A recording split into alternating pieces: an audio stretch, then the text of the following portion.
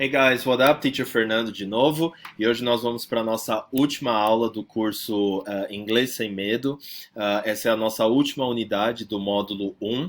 Então hoje a gente vai terminar o nosso curso com o famoso Present Perfect, que muitos de vocês têm um pouco de medo, de receio de usar, não conseguem ou fazem muita confusão com o Past Simple. Então a gente vai começar a introduzir esse tema, mas em outros níveis a gente vai voltar a falar sobre ele, ok? Então hoje eu quero focar um pouquinho no Present Perfect em uma das formas de usar o Present Perfect, que é sobre o uso do Present Perfect para falar de actions in the past when the time is not important. Tá? Então a gente usa, né, para falar o present perfect de ações no passado, sem descrever o tempo, né, sem ter um tempo específico, tá? Então geralmente eu gosto muito de associar isso o quê? Com life experiences, ou seja, você fala aí sobre experiências que você já teve na sua vida, sem especificar o tempo, porque isso não é importante. O importante é o quê? Focar na ação, coisas que você já fez na sua vida até esse momento, tá?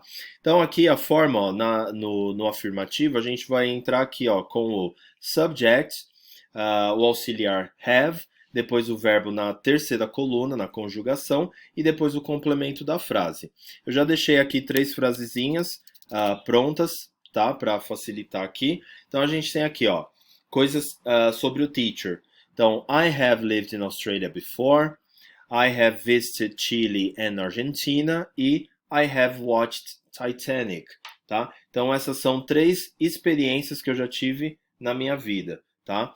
Veja que em nenhuma delas eu estou mencionando um tempo específico. Por quê? Porque o tempo não é importante aqui. Aqui eu estou enfatizando o que? A atividade, a experiência. Então eu estou mais preocupado em passar essa informação do que mais especificamente o tempo, tá? Então, se você notar aqui, ó, nós temos o que? Na afirmativa, a gente vai usar o sujeito, o have, o verb e o complemento. Então, veja ó, que as 3 estão seguindo essa mesma ordem, né? Aquela matemáticazinha que a gente falou já em outros vídeos, ó. Então, sujeito, have, o verbo e o complemento. Aí depois vem sujeito, o auxiliarzinho have, o verbo conjugado na terceira coluna e depois o complemento. E aqui, por fim, a mesma coisa. Coincidentemente, esses verbos têm aí conjugações iguais, né? Então é assim, ó. Live, lived, lived. Aí depois tem visit, visited, visited.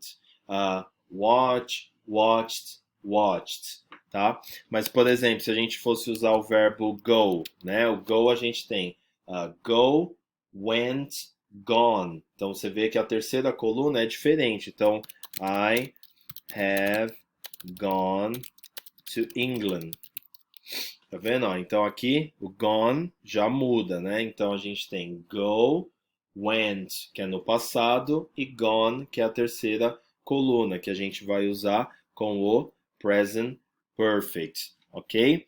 Então veja que esses são aí alguns exemplos onde eu estou mencionando experiências que eu tive na minha vida, sem focar, sem me preocupar com a informação do tempo, um tempo específico, tá? Nós temos outras formas de usar o present perfect também, mas, como eu sempre digo, a gente tem que ir aos poucos. Então não adianta eu querer vomitar tudo agora para você e deixar você aí mais confuso. Então, acho que nesse primeiro momento a gente precisa começar a entender que o present perfect é usado para ações, para descrever ações do passado sem descrever o tempo específico. Uma forma de relacionar isso é o quê? Falar sobre experiências da sua vida, tá? Eu vou terminar esse vídeo, a gente vai seguir para o próximo e falar um pouquinho quando eu uso present perfect ou quando eu uso past simple. Aí a gente já talvez vai entender ainda um pouco mais sobre o present perfect.